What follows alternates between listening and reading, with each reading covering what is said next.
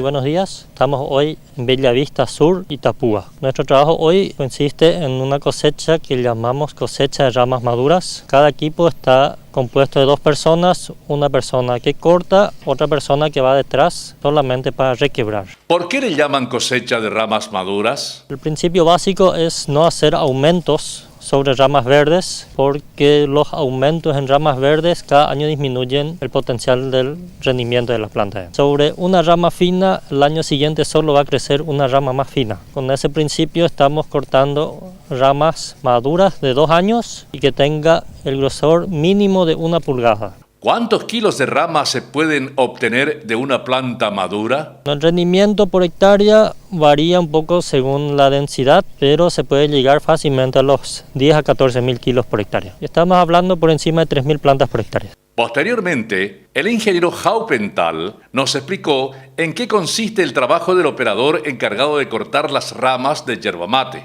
Lo que hace, lo primero, que las plantas que siguen teniendo el fuste principal se le corta. Si ya fue cortado el año anterior, entonces se buscan las ramas entrecruzadas, se sacan, es el primer paso.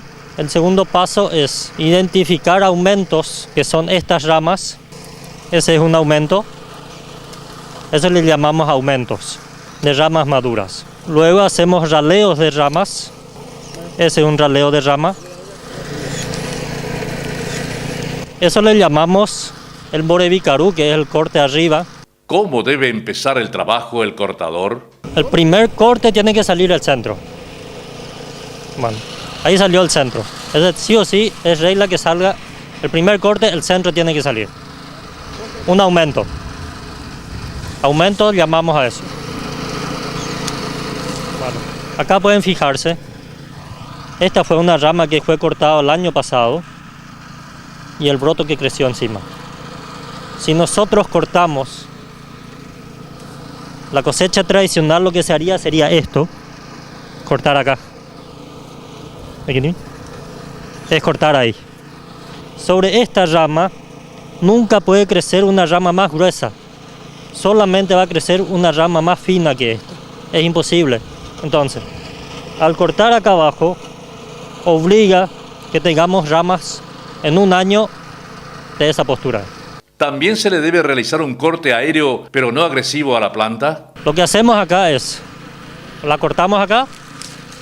Esto puede ser con la mano o con tijera. Siempre teniendo en cuenta que esto sea como un aumento, como el de abajo, que deje esta sombrillita para proteger de la planta y esto llega a brotar el año siguiente. Estas van a ser ramas idénticas a este tronco y esta va a ser una rama del mínimo de grosor de esta.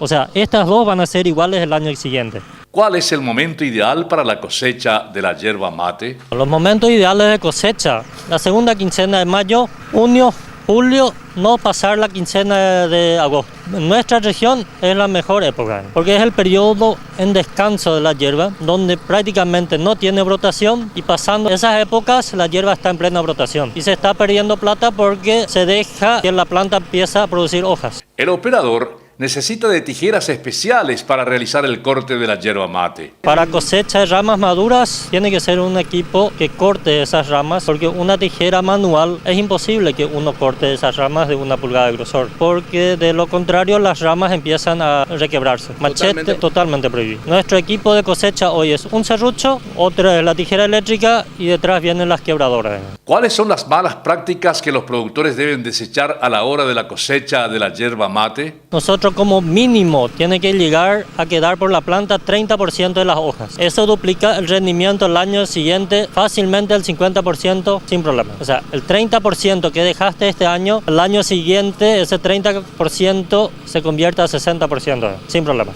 En un próximo programa les mostraré